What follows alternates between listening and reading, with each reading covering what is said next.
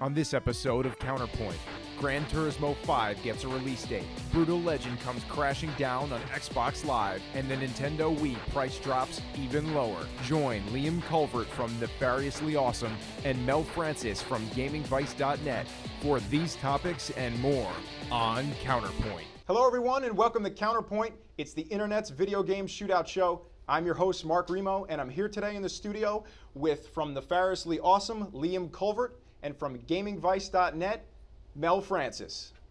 On today's show I'll be taking our guests through 5 topics and scoring them based on the wit, insight, and yes, the overall quality of their answers.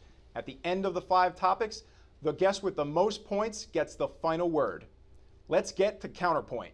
Topic number 1 is the Sony press conference at Tokyo Game Show. We want to talk about, first and foremost, the release of Gran Turismo has been announced for March 2010, and that's a lot later than Gran Turismo fans have been anticipating. What do you guys think? Do you think it hurts Gran Turismo as a game? I don't think it's going to hurt as a game because Gran Turismo fans, no matter when it's coming out, they're going to buy it. It's as simple as that.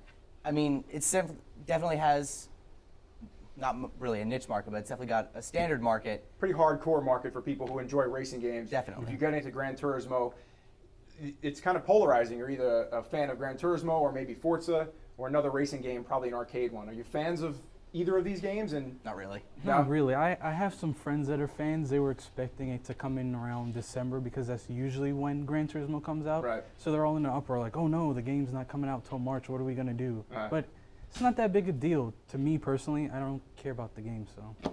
Every other big game's coming out in 2010 now anyway. So if this gets reviews that it's the best racing game ever, which some of the other Gran Turismos have in the past, are you going to buy it? Is there any chance that you're going to buy it as not a fan of the racing game genre? No. Nah. I don't own a PS3. So in that case, we're in agreement. If you're not a fan of Gran Turismo, you're not going to buy it no matter how good it is coming out this holiday season or late in March 2010. How about the motion control re-releases that have been announced by Sony at the press conference? Biggest problem I have with that, it has no name. It's just the PS3 motion control. Right. What is it? It is kind of hard to even talk about. At least with Xbox, we can say Project Natal, and you know what I'm talking about. If Exactly. you say Right. Sony motion control, you could maybe misconstrue that as the 6-axis controller, which they've kind of stopped using. It's become they a little phased bit that out. deprecated. What about the re-releases like Resident Evil, say? That, they're just making to Resident Evil 4 for the Wii, where they just have the pointer controls. And that's not even the worst of it. I think they're re-releasing Little Big Planet with motion controls, where you have almost a ripoff of Mario Galaxy, where you have the second player pointing at the screen, doing like these switches and whatnot, where it doesn't really it doesn't impact the gameplay overall in any significant way. Yeah, so it sounds like they're playing catch-up, though, because we've seen Nintendo do some really cool stuff with the Wii, Right. and now Microsoft has showed that they're going to be coming out with really cool Project Natal motion control and facial detection things.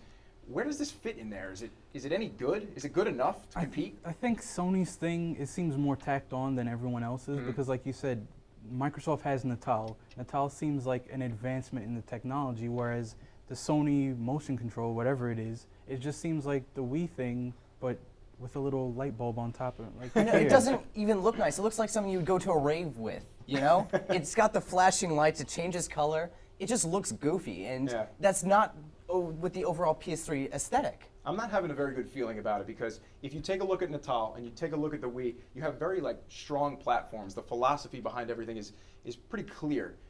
This feels to me like it's going to be just kind of maybe an add-on, a rumble pack tacked on at the end, and it's not going to turn out well. It's going The to only be difference it's going to be is that the Rumble Pack was good.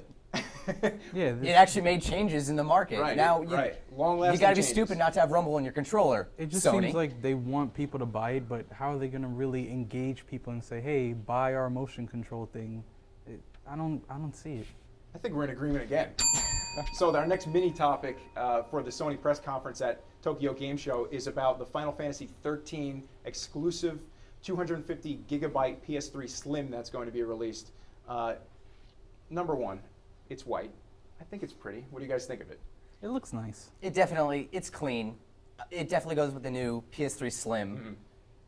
The overlay looks good, it's pink, but Square Enix knows how to get their characters onto the system. All right, so the follow-up question clearly is it being white going to make you buy Final Fantasy 13?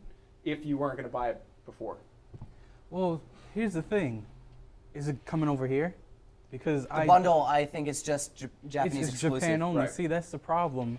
They never give us the good bundles. Japan always gets the good bundles. Right. UK gets the good bundles. We get Uncharted thrown in. Well, we get the stuff that's left over, and whatever Yeah, they we can get fit in those scraps. bundles, they give you, and that's We get the pretty Pikachu historic. N64, Yeah, exactly. I mean, or the special gunmetal Metal Gear Solid. Who Right. cares? which was pretty cool.